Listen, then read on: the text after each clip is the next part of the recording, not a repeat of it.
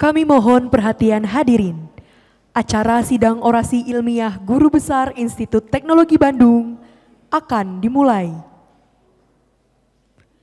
Hadirin yang kami hormati, selamat pagi dan selamat datang pada acara sidang orasi ilmiah Guru Besar Institut Teknologi Bandung yang diselenggarakan secara bauran.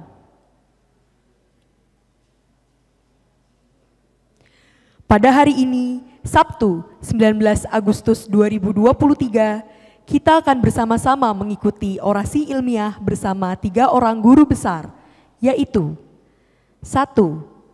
Profesor Dr. Insinyur Supriyanto STMT IPM dari Fakultas Teknologi Industri dengan judul orasi Pendekatan Multifisis dalam Peningkatan Fungsionalitas Instrumentasi Pencitraan Medis. 2. Profesor Dr. Widayani MS dari Fakultas Matematika dan Ilmu Pengetahuan Alam dengan judul orasi Komposit berbasis serat alami Natural Fiber Based Composites. 3. Profesor Dr. Renat Insinyur Lilik Eko Widodo MS dari Fakultas Teknik Pertambangan dan Perminyakan dengan judul orasi Lebih dekat dengan hidrogeologi rekayasa. Kepada Wakil Ketua Majelis Wali Amanat, Ketua Senat Akademik, Ketua, Sekretaris, dan anggota Forum Guru Besar, para dekan, Ketua atau Sekretaris Senat Fakultas Sekolah, dan para guru besar pemberi orasi ilmiah, kami mohon untuk berfoto bersama.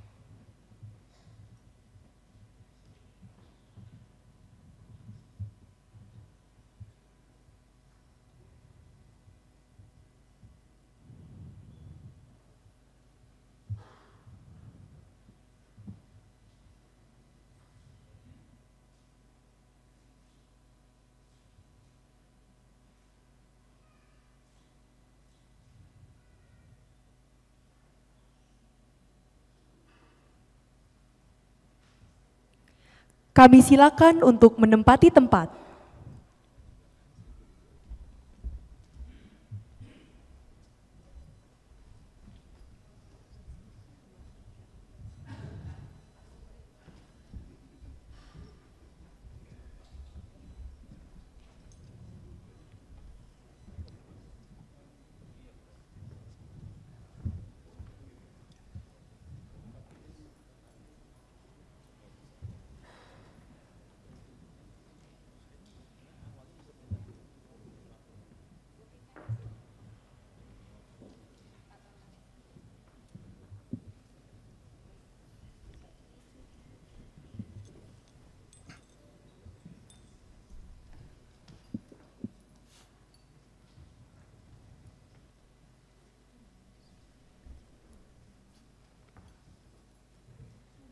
Lagu Kebangsaan Indonesia Raya dinyanyikan oleh seluruh hadirin. Hadirin dimohon berdiri.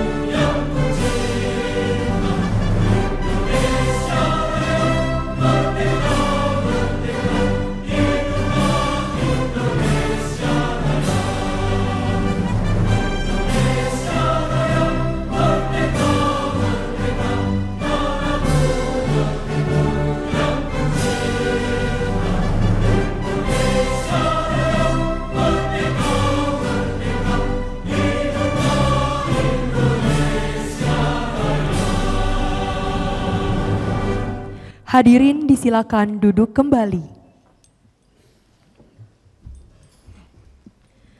Pembukaan sidang orasi ilmiah Guru Besar Institut Teknologi Bandung oleh Ketua Forum Guru Besar Institut Teknologi Bandung.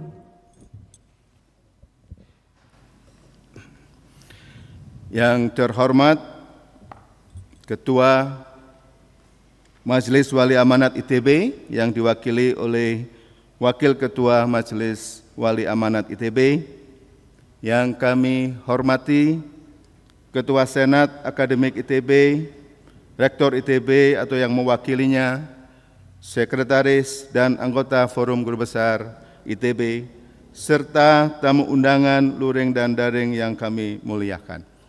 Assalamualaikum warahmatullahi wabarakatuh. Pada hari ini, Sabtu, tanggal 19 Agustus tahun 2023, Forum Guru Besar Institut Teknologi Bandung menyelenggarakan sidang orasi ilmiah Guru Besar ITB, yaitu 1. Profesor Dr. Insinyur Supriyanto ST.MT IPM dari Fakultas Teknologi Industri dengan judul orasi pendekatan multifisis dalam peningkatan fungsionalitas instrumentasi pencitraan medis. 2.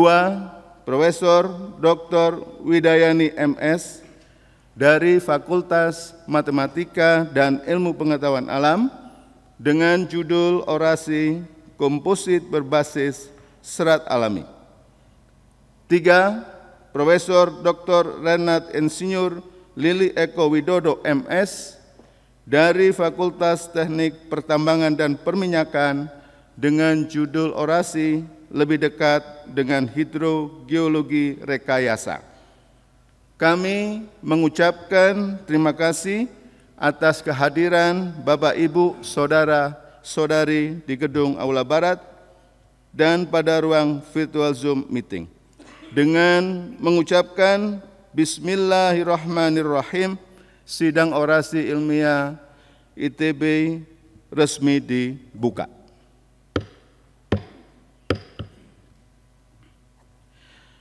Selanjutnya kami persilakan Wakil Dekan Bidang Akademik Fakultas Teknologi Industri, Profesor Dr. Insinyur Yogi Wibisono Budi, ST.MT IPM, untuk menyampaikan riwayat hidup Profesor Dr. Insinyur Supriyanto ST.MT IPM.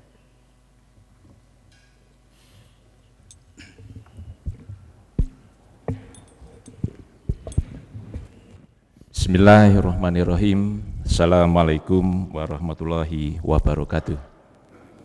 Yang saya hormati Ketua Forum Guru Besar ITB, yang saya hormati Majelis Ahli Amanah ITB atau yang mewakili, yang saya hormati Ketua Senat Akademik ITB, yang saya hormati Rektor ITB atau yang mewakili, yang saya hormati para penyaji ilmiah Guru Besar, Profesor Supriyanto, Profesor Widayani, dan Profesor Lili Eko Widodo, yang saya hormati semua tamu undangan yang hadir baik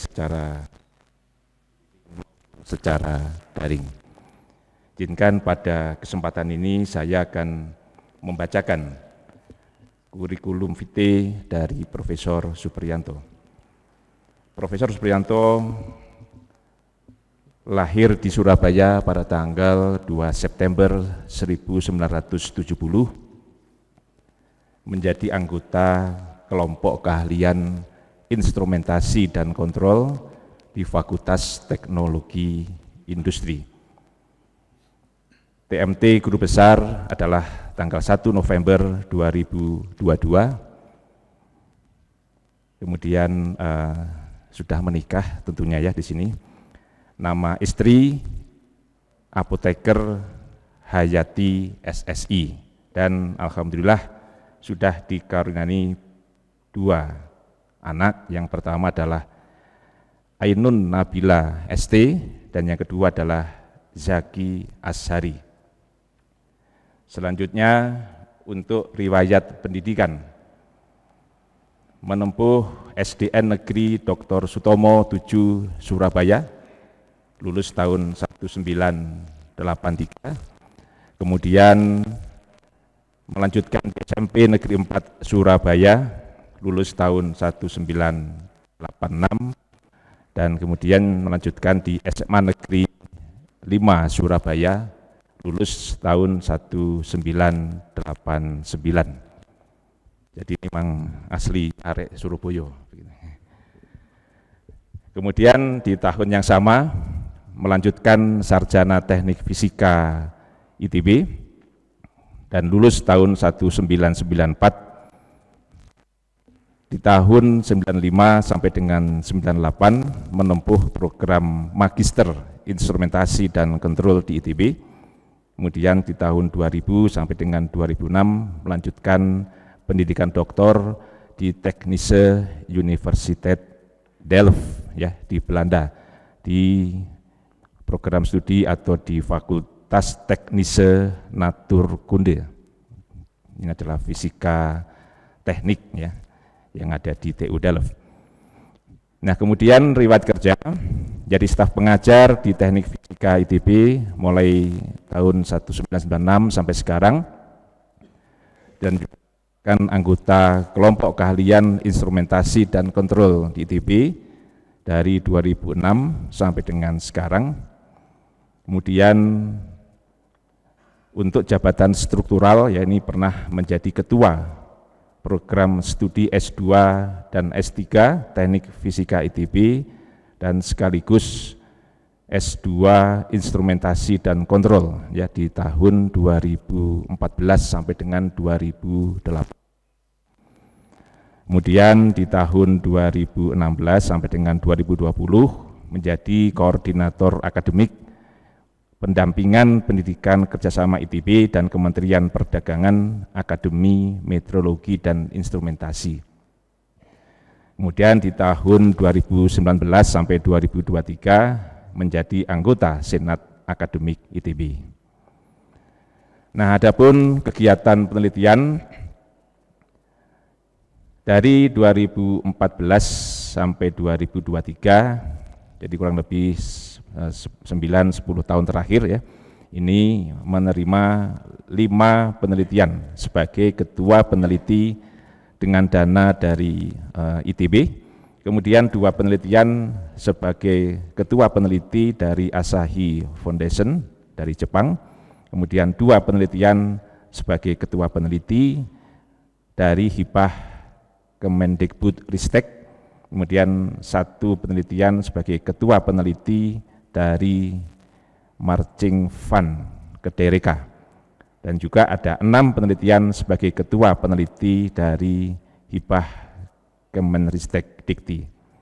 Kemudian untuk penelitian dalam 2 tahun terakhir ini menerima hibah yang terkait dengan pengembangan produk perangkat fisioterapi medis customizable active orthosis dengan pendekatan additive manufacturing, hibah Kemendikbudristek 2022-2023.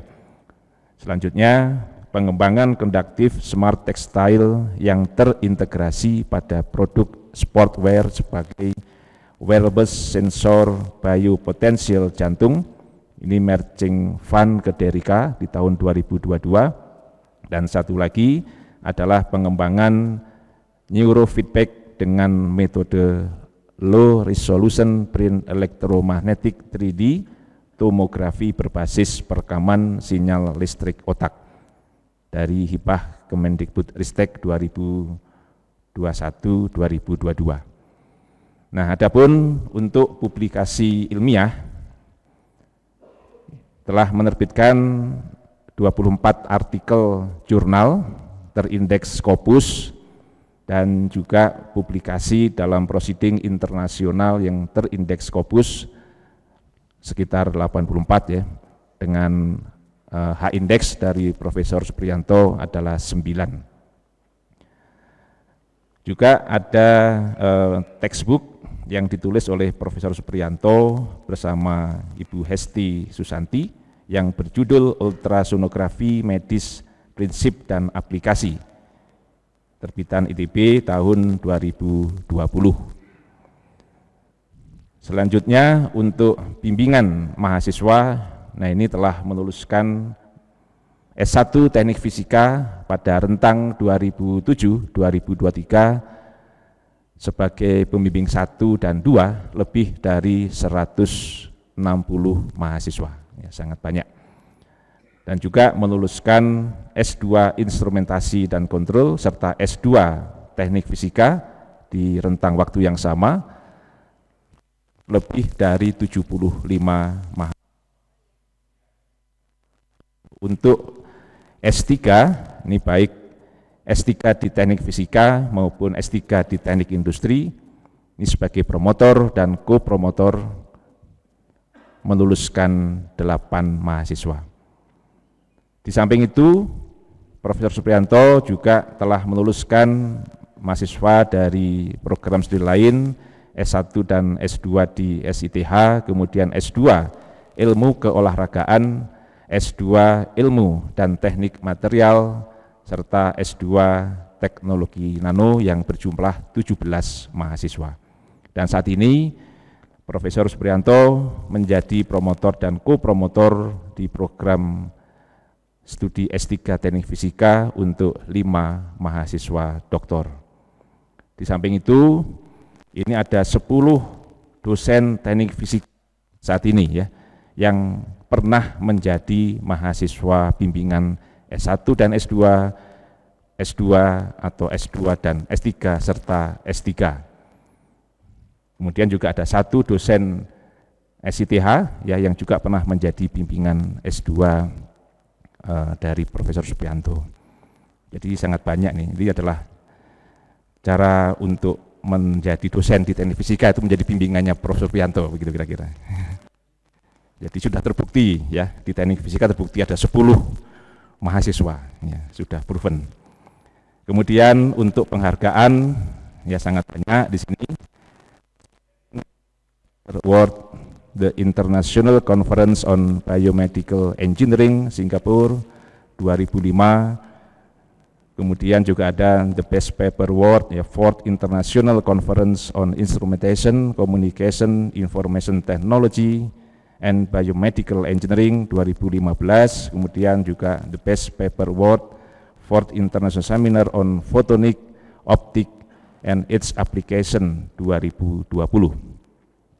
Kemudian Prof. Supriyanto juga telah menerima Satya Lancana Karya Satya 10 tahun dan 20 tahun ya dari Presiden Republik Indonesia, kemudian penghargaan dosen berprestasi dalam bidang karya inovasi ITB tahun 2018 ya dari Rektor ITB, serta sertifikasi insinyur profesional madya atau IPM 2020 dari Badan Kejuruan Teknik Fisika.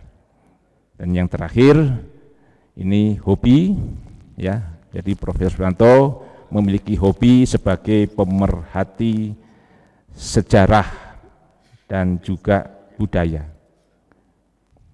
Ya, mohon slide-nya diganti ya. Jadi sebagai pemerhati budaya. Nah, ini ada beberapa buku sejarah yang menjadi hobi dari Prof. Supriyanto. Ada juga buku 30 tahun Indonesia Merdeka, ada juga Mati Ketawa Cara Rusia. Jadi Prof. Supriyanto juga suka humor begitu ya. Dan yang tidak kalah penting, nah ini hobi tambahan di sini, yaitu ngoprek. Ya. Jadi lihat gambarnya ini baik ngoprek maupun ngoprek, karena yang di kanan bawah ini posisinya adalah pasif. Ya, jadi aneka rupa ngoprek, termasuk ada mungkin pegawainya ya, ada yang dari orang Indonesia maupun yang di kanan atas orang bule sepertinya. Jadi mempunyai tim yang sangat handal. Baik, demikian Bapak Ibu CV ringkas yang dapat saya sampaikan untuk Profesor Supriyanto. Terima kasih atas perhatiannya. Wassalamualaikum warahmatullahi wabarakatuh.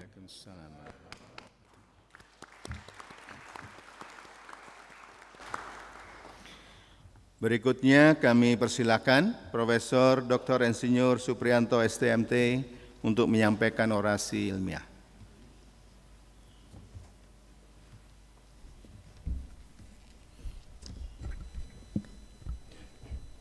Bismillahirrahmanirrahim.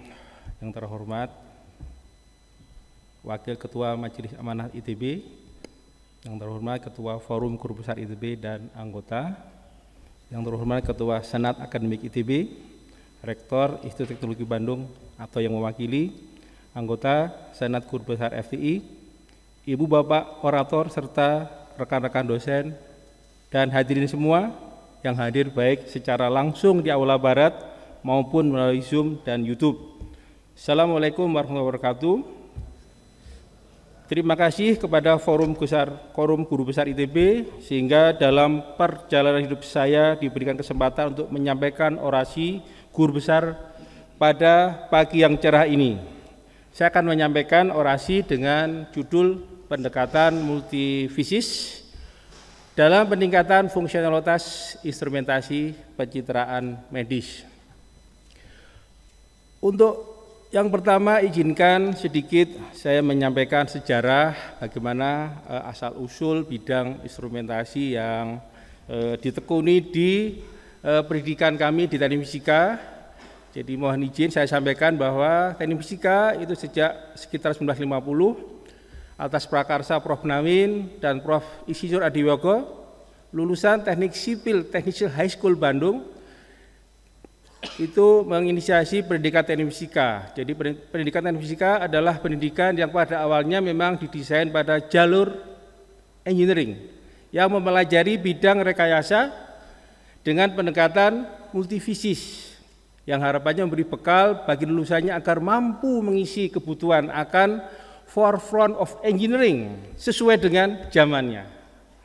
Jadi pada saat ini keilmuan teknik fisika memadukan metode rekayasa multifisis dalam suatu sistem dengan pendekatan eksperimental, analytical, dan komputasional secara berimbang. Di pada saat ini kajian-kajian yang dilakukan di keilmuan teknik fisika antara lain adalah instrumentasi dan kontrol, sistem energi dan termal, fisika bangunan, dan pemrosesan material lanjut.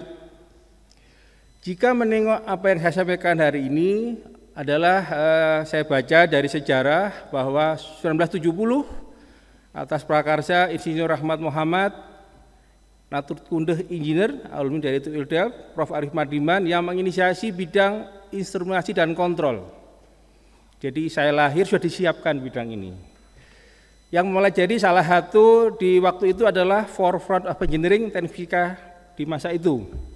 Jadi bidang instrumen kontrol rupanya terus berkembang sampai dengan saat ini, baik untuk aplikasi industri, lingkungan, pertanian, transportasi, pertahanan, dan medis yang menjadi fokus bahasan yang saya sampaikan pada orasi pada pagi ini.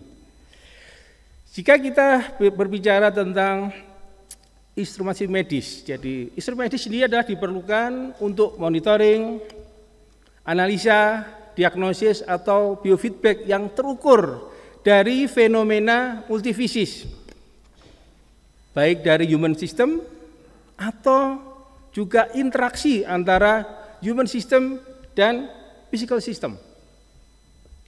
Jadi instrumen medis pada dasarnya adalah mengukur besaran fisis yang dihasilkan dari aktivitas organ tubuh.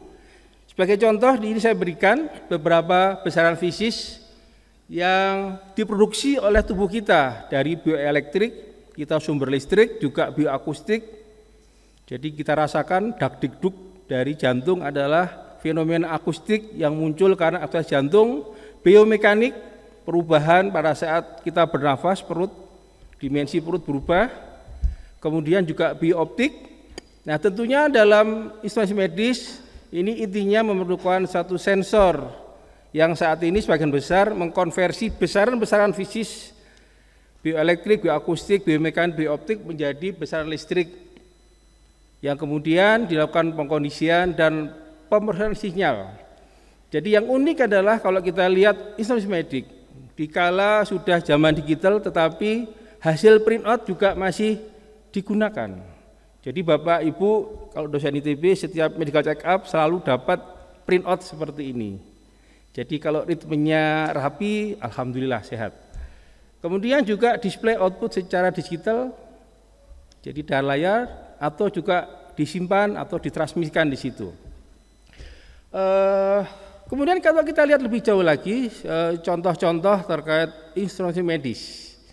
Jadi instrumen medis itu yang digunakan saat ini adalah koleksi dari hasil temuan. Jadi yang saya baca dari abad 18 sampai dengan temuan paling mutakhir. Sebagai contoh, karena aktivitas terkait akustik pada jantung, kemudian paru-paru, ada frekuensi yang di bawah frekuensi kemampuan pendengaran normal manusia, di bawah 20 Hz. Sehingga pada zaman itu sudah berpikir perlunya stetoskop. Ini perangkat medis tanpa baterai, tanpa perangkat apapun, sudah digunakan untuk keperluan mengevaluasi bagaimana pola ritmik dari akustik tubuh. Abad 18 ditemukan, sampai hari ini masih menjadi ikon. Jadi kalau di rumah sakit tanpa stetoskop mungkin diragukan apakah tenaga medis atau bukan. Walaupun zaman sudah berganti saat ini. Kemudian juga kita tengok lagi salah satu instrumentasi yang digunakan juga untuk mengukur jantung. Jadi saya pilih yang memang rutin ya, seringkali pada medical check up itu dilakukan di sini. Jadi ini juga salah satu instrumentasi medik yang saya kenang. Ini unik karena apa? Karena di sejarah ini ditemukan oleh Willem Eindhoven, seorang dokter dari berkebangsaan Belanda tetapi lahirnya di Semarang. Kemudian juga yang unik bahwa EKG itu adalah contoh sinyal bioelektrik yang paling rapi di situ karena dia periodik. Kemudian dalam perkembangannya tentunya kita ingin juga mengoperasi jantung tanpa mengganggu aktivitas di situ. Sehingga ini kita punya ide bagaimana pengembangan dari suatu prototip wearable EKG sehingga sambil berlari bisa memantau bagaimana kondisi jantung kita. Jadi ini dibantu tim, ini Dr. Damar, Rastri Andika mengembangkan elektroda fleksibel, kemudian agar t-shirtnya nanti yang dipasang elektroda yang fleksibel menjadi trendy. Dr. Kaviati ini juga berpikir bagaimana ke depan agar t-shirt ini menjadi sesuatu yang juga sensor di sini. Ini contoh prototip mungkin masih TRL 5 lah ini. Oke, ini. Kemudian kita lihat bahwa kebutuhan hanya mengevaluasi dari yang dibangkitkan itu tidak cukup. Sehingga orang ingin bagaimana memotret organ dalam tubuh tentunya tanpa pembedahan terbuka. Nah, untuk itulah ini yang paling menarik kalau saya pelajari bagaimana orang memberikan suatu sumber energi eksternal baik dalam gelombang akustik maupun elektromagnetik, kemudian interaksi dari gelombang akustik atau otomatik dengan bagian tubuh akan deteksi oleh detektor untuk dilakukan proses rekonstruksi dengan output berupa citra. Contoh-contoh instrumentasi pencitraan medis. Jadi dalam sejarah juga ini yang paling tua adalah yang kita kenal sebagai fototorak X-ray di sini. Jadi populer karena penemunya adalah Profesor Röntgen, selalu kita menyebut fotoröntgen. Jadi di sini prinsipnya adalah X-ray sebagai bagian dari gelombang elektromagnetik ditransmisikan pada tubuh, kemudian karena ada interaksi jaringan lunak, jaringan keras, pada detektor ada perbedaan gelap terang yang disebut kontras di situ. Ini juga rutin setiap medical check up diberikan oleh fotoröntgen. Kemudian berkembang terinspirasi dari teknologi sonar yang digunakan pada Perang Dunia Kedua untuk deteksi kapal selam dalam sejarah seperti yang saya baca. Maka dikembangkan bagaimana interaksi gelombang ultrasonik yang direfleksikan atau populer disebut echo dari bagian dalam tubuh itu menjadi basis dari pengembangan ultrasonografi. Dalam sejarah ini aplikasi USG mulai dikenalkan 1955. Kemudian satu lagi contoh yang menurut saya paling eksotis, jadi saya berkesempatan hampir 5 tahun belajar tentang MRI. Jadi di sini adalah bagaimana pencitraan medis yang menghasilkan resolusi dan kontras yang superior untuk jaringan lunak, misalkan otak di sini. Jadi idenya adalah kalau tubuh kita, karena kita banyak air, kita masuk ke ruangan ke bagian MRI karena magnet statik yang kuat, maka spin hidrogen akan berputar pada frekuensi tertentu, istilahnya lamur frekuensi. Sehingga kalau diberikan suatu sinyal RF, dia akan menjadi fenomena resonan. Setelah RF-nya dimatikan, maka akan keluar emisi. Jadilah contoh ini bagaimana citra otak yang saya kira untuk otak ini MRI yang paling superior di situ. Jadi pengalaman ini juga alhamdulillah alumni dari kami juga sekarang juga menjadi salah satu engineer penting ya dalam bagaimana perawatan instalasi MRI yang ada di Jawa Barat juga di situ. Oke, dari pendekatan tadi saya akan berikan satu contoh yang menarik yang terkait tentang pencitraan otak. Ini terjemahan dari brain imaging.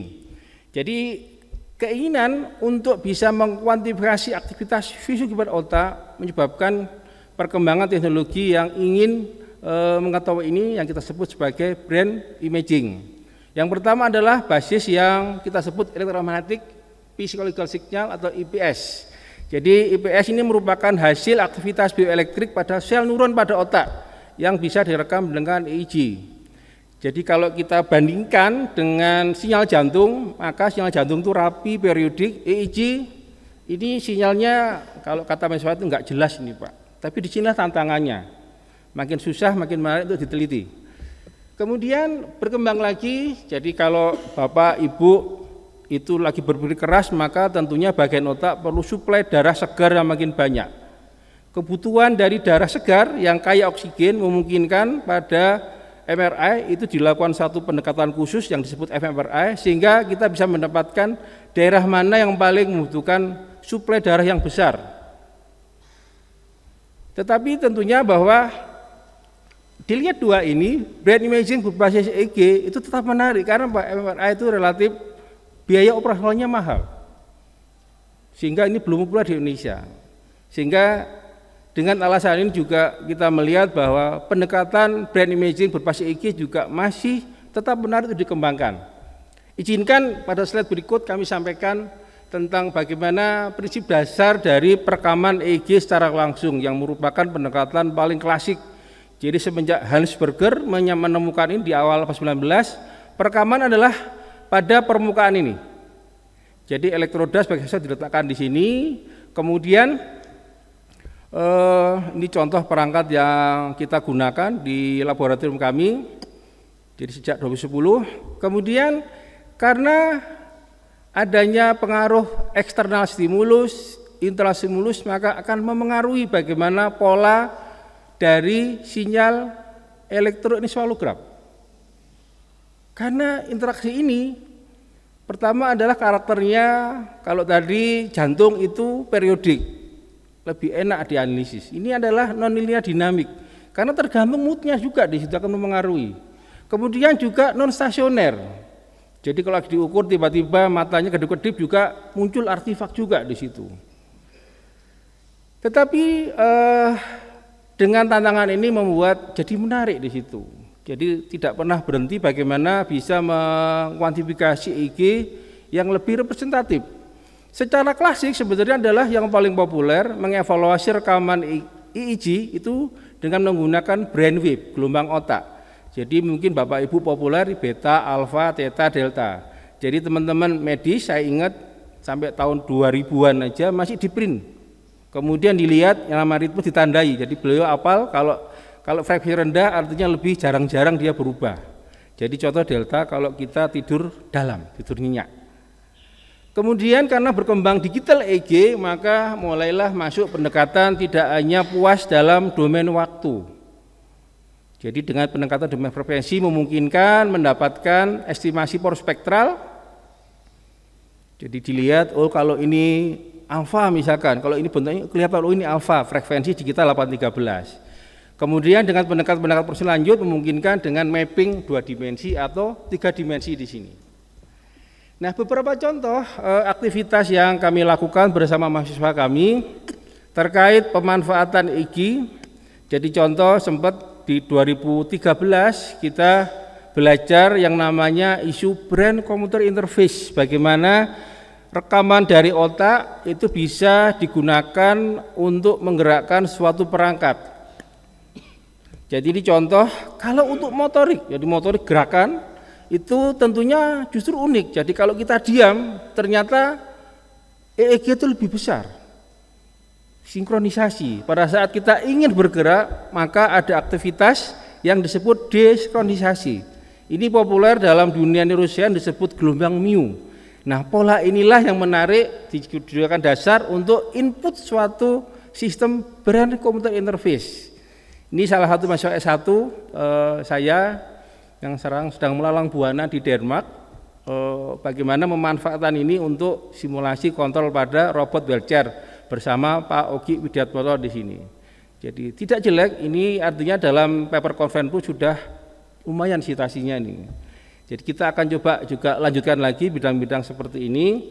Kemudian juga berharap itu juga dari pengalaman bagaimana mengolah IJ, diajak teman-teman yang tertarik memanfaatkan neurofeedback berbasis IJ untuk aplikasi lain. Jadi saya juga waktu itu ingat kaget apa hubungannya marketing dengan IJ, rupanya ada. Jadi ini saya beruntung ini karena diajak riset, tiba-tiba muncullah nama saya di jurnal marketing. Hanya karena ngerti cara ngolah IJ saja. Jadi waktu itu ini Fitri hari ini hadir juga dari SBM dengan Bu Mustika mencoba mengolah ini. Ini contoh aplikasi neuromarketing. Jadi idenya kalau kita tertarik maka ada sesuatu yang berubah pada otak. Kemudian juga bersama Bu Lulu dari SITH melihat bagaimana dampak dari blue light, terutama isu bagaimana pengaruh blue light untuk meningkatkan atensi pada saat mengendara malam hari. Jadi kita buatkan simulator, driving simulator, kemudian diuji. Dan ini juga mahasiswa yang kita bimbing ini juga sedang S3, nggak tahu sudah selesai ini juga. Jadi contoh hal-hal yang pengalaman memanfaatkan pendekatan IQ secara klasik. Tidak puas dengan ini karena pendekatan ini cenderung unggul di temporal, tapi spasial rendah. Sehingga kita mencoba belajar lagi bagaimana pengembangan dari brain imaging berbasis EEG. Kita belajar yang namanya low resolution brain electromagnetic tomography. Jadi kalau yang saya sampaikan sebelumnya yang direkam di permukaan, secara logika, jadi saya ngajar juga elektromagnetik, tentunya kalau potensial permukaan bisa diukur, tentunya bisa diprediksi bagian sumbernya. Nah, jadilah mulai berkelana juga bagaimana mengembangkan sistem ini. Jadi ide yang pertama adalah dengan mengukur permukaan, kita mengestimasi bagian sumbernya di situ. Jadi kalau yang diukur di permukaan, tentunya ada permasalahan itu crosstalk, sumbernya campur dari yang lain. Nah, disinilah mulai berkelana dengan belajar tentang computational imaging. Kemudian bagaimana supaya hasilnya itu lebih nyaman untuk dinikmati, artinya bisa ya paling nggak mendekati MRI dulu. Maka di sini diperlukan juga informasi terkait 3D dari otak dan juga distribusi konduktivitas pada bagian yang terkait. Prinsip dari Loretta saya tunjukkan di sini adalah pertama, kita butuh sekali aja paling tidak setiap orang punya suatu dimensi kepala tertentu, otak tertentu, kita bisa scan dengan MRI. Dengan 3D MRI, ini contoh per slash kita peroleh. Kemudian kita juga melakukan perekaman, ini wajib dengan multikanal EEG. Saat ini untuk multikanal EEG yang klinik adalah dengan sistem dikenal 10-20, itu menggunakan 21 elektroda. Ini idenya kita gabungkan. Jadi permukaan, multikanal EEG, kemudian informasi geometri, struktur otak dengan MRI digabungkan. Sehingga yang warna kuning lah ini perjalanan yang cukup melelahkan bagaimana paham bisa menjadikan informasi ini bisa digabungkan. Jadi contoh yang sistem yang dikenal sebagai 10-20. Oke, kita coba lanjutkan lagi bagaimana computational imaging ini dilakukan untuk kebutuhan pada prinsip Loretta. Jadi yang pertama kita merekam suatu EEG dengan multikanal sehingga kita punya mohon maaf ini di permukaannya. Kemudian di sini adalah dengan pendekatan pertama tentunya apa? Potensial di permukaan adalah ada kaitan dengan faktor K. Ini kita modelkan yang disebut sebagai volume conductor model dikalikan dengan sumber estimasi pada current density di dalam otak. Karena rekaman EEG itu lemah, maka selalu N ini akan muncul di sini. Tantangannya adalah kita harus bisa mengestimasi bagian sumbernya di situ yang kita pakai variabel J. Sehingga disinilah populer dalam dunia computer imaging ada pangkat -1, inverse problem. Jadi dalam dunia inverse problem ini juga tantangan sendiri agar solusinya dijamin betul dan ada. Nah, disinilah salah satu hal yang spesifik kebutuhan untuk mendapatkan nilai dari K di sini. Jadi perlu pengetahuan bagaimana dari MRA itu harus dilakukan proses segmentasi dengan pendekatan pengolahan citra medis tentunya agar kita bisa pilih mana bagian batok kepala, mana bagian otak tengah dan lain-lain di situ. Sebagai contoh sederhana, kita coba di sini tunjukkan bagaimana Loretta itu untuk kuantifikasi akses motorik pada tangan. Jadi ini tangan menggenggam gantian kiri kanan. Jadi kata teman-teman neuroscience, kita itu adalah punya mekanisme kontralateral. Kalau tangan kiri yang aktif, maka harusnya otak kanan yang aktif. Apa iya di situ? Kita bandingkan di sini. Kalau dengan pendekatan klasik, maka kita melihat harus mengamati dari pola-pola yang seperti ini. Tentunya juga kurang nyaman di situ. Nah, dengan pendekatan yang disebut Loretta, itu kita mencoba memanfaatkan yang pertama adalah dalam kajian ini kita masih menggunakan nilai K itu dari template yang MRI yang digunakan pada database internasional dari Montreal Neuro Institute. Ini template dari rata-rata 152 orang. Kemudian yang paling unik adalah bahwa kita harus memetakan koordinat secara fisik. Jadi kalau dalam standar medis itu ada CZ itu bagian ubun-ubun, itu harus ditransformasi dalam suatu koordinat yang nilainya XYZ. Karena kita ingin tahu di situ di mana posisinya. Nah, dengan satu komputasi tertentu, inverse problem, kita bisa lihat. Jadi kalau dalam keadaan tangan diam, ini kita mendapatkan gambaran kombinasi tadi hasil dari nilai K yang diperoleh dari MRI dan EEG memperoleh sesuatu visualisasi yang indah dilihat, tetapi effortnya juga besar di situ untuk saat ini. Jadi ini kalau baseline kiri, ini kebalikan kontralateral. Jadi kajian ini juga kita publish di salah satu jurnal bersama mahasiswa S3 saya. Tentunya dari pengalaman ini kita melihat ada hal-hal yang menarik. Jadi salah satu keunggulan ini adalah dari sisi affordable dari sisi investasi perangkat, walaupun perlu investasi yang sisi brandnya yang kuat, artinya kemampuan untuk bisa memecahkan permasalahan tingkat komputasi. Jadi kita melihat bahwa pengembangan ini ke depan masih banyak ruang untuk kita kembangkan. Yang pertama adalah resolusi, tentunya juga makin banyak elektroda itu makin bagus di situ. Jadi yang pertama adalah supaya mudah digunakan, ini tren penggunaan yang disebut wearable system di sini dengan elektroda yang meningkat dari sistem 10-10, 10-20 menjadi 10-10, 12 elektroda menjadi 6 elektroda. Kemudian yang bagian 2 itu adalah bagian trik komputasi. Jadi seringkali kalau komputasi hasilnya ada tapi salah. Jadi harusnya motorik kok jadi pindah ke bagian frontal misalkan, salah di situ. Artinya apa? Tetap perlu juga support informasi dari neuroscience agar bisa mendapatkan suatu gold standar bagaimana solusi yang diperoleh komputasi memang sesuai dengan kondisi realita dari permasalahannya di situ. Kita punya ide dalam waktu dekat bagaimana ini bisa digunakan untuk satu biofeedback langsung. Ini S3 kami bersama Prof. Andi, Prof. Yul, ini yang fokus pengembangan shop robotik untuk rehabilitasi yang menggunakan pneumatik. Nah, saya bermimpi ini dengan perangkat ini memungkinkan kita melihat secara dinamik bagaimana perubahan dari progres latihan rehabilitasi medik. Jadi ini masih impian dulu, tapi kita berharap dalam waktu dekat akan kita bisa lakukan. Karena apa? Kita berharap punya resolusi temporal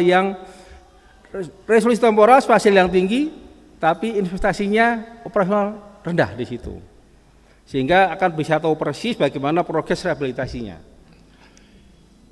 Contoh juga ini yang non medis, ini kami di Teknik Fisika bersama rekan-rekan dari Kakak Fisika Bangunan juga sudah menyiapkan. Jadi ini ruangan untuk uji respon yang kita sebut sebagai lingkungan virtual.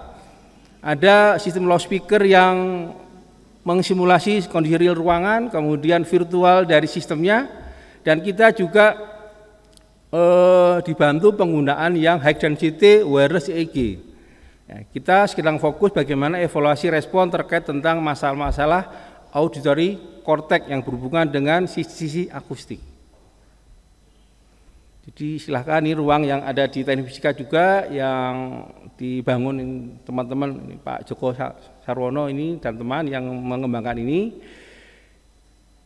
Kemudian sebagai penutup di sini, jadi saya sampaikan bahwa pengembangan instrumentasi medis pada saat ini berkembang ke arah sains dan teknologi pengukuran dengan pendekatan multifisik multiskala, multifisik multiscale yang mampu untuk melihat aspek yang lebih luas interaksi dari bio-human system, physical system, atau juga interaksi ke arah cyber system.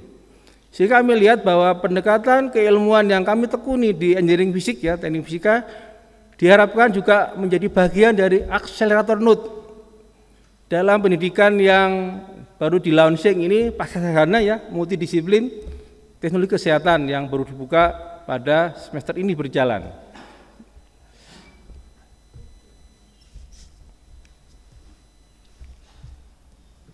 Oke, kemudian ini bagian ini akan saya sampaikan tentunya bahwa saya bisa bicara pada pagi ini tidak bisa lepas dari kontribusi banyak pihak. Yang pertama tentunya dari orang tua saya almarhum, jadi ayahanda saya, ibunda yang telah melahirkan mendidik saya.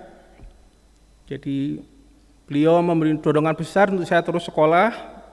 Jadi apapun yang saya inginkan, pokoknya sekolah silakan. Alhamdulillah saya sampaikan ini. Kemudian juga dari ayah mertua saya, di Pak Sakwan dan Ibu Jumbi yang ini hadir juga. Terima kasih atas dukungannya. Kemudian istri cinta di sini yang hadir juga, dan anak-anak saya Ainun Nabila dan Zaki Azhari. Kemudian support dari kakak kandung, dari keponakan dari keluarga Surabaya, dan juga dari kakak ipar saya dari keluarga Kuningan. Jadi keluarga Kuningan keluarga yang dominan memang pendidik di sini. Kemudian saya masih ingat di awal-awal karir di TF. Jadi baru masuk 96, berkeluarga, lagi sekolah S2, beasiswa sering telat Krismon. Nah, saya sangat teringat sekali bagaimana kontribusi dari senior kami, Ibu Farida, Pak Dr. Sutanto Adiswatmo, Pak Edi Laksono, dan Prof. Haryono yang menjadi pembina awal karir saya, sehingga sampai saat ini saya juga masih keras senang di Teknik Fisika. Terima kasih kepada beliau-beliau. Kemudian juga dosennya saya dari S1 Teknik Fisika, S2 Instrumen dan Kontrol. Jadi saya ingat pada saat itu adalah untuk S2 Instrumen Kontrol juga beberapa dosen kami dari fisika. Jadi saya diajar Prof. Tihaliong juga, kemudian Pak Sutrisno, kemudian juga semua staf dosen di komunitas Teknik Fisika ITB. Tentunya ketua anggota Instrumen dan Kontrol. Jadi sejak saya pulang S3 di pas era KK sampai sekarang, terima kasih atas segala supportnya. Kemudian saya ingat betul bahwa pada saat saya diminta S3 bidang mechanical engineering itu tanpa modal apa-apa, karena saya nggak ada background sama sekali yang mumpuni di situ.